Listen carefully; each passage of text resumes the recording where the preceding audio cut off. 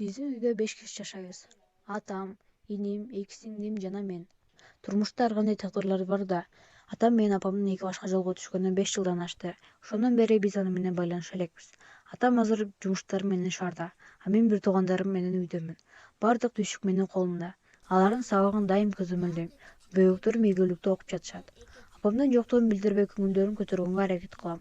Тамашалашабыз, күлөбүз, кичинекейлер менен чогуу ойноп алардын көңүлүн оорутпаганга аракет кылам. Өзүм тырышчакмын, көп нерсеге умтулам. Мектепте да ийгиликтүү окуп жатам, курстарга барам. Алдыда көп пландарым, кыялдарым бар.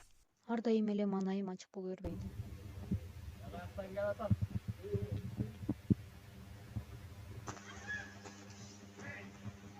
Англис тил курсунан келатам.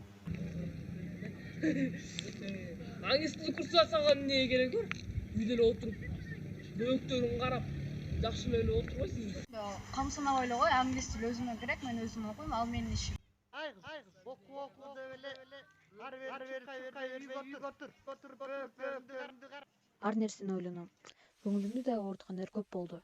Эмнеге бизде ушундай? Качан адам баласы тең укукта бөлүнбөй, бири бирибизди кордобой колдоп жашайбыз? Өзгөчө кыздардын көңүлү гүл го. Ошол гүлдү солтпай суу куюп турушса гана деген ойго келесиң. Мен өзүмө ишенем. Менин максаттарым орундалат.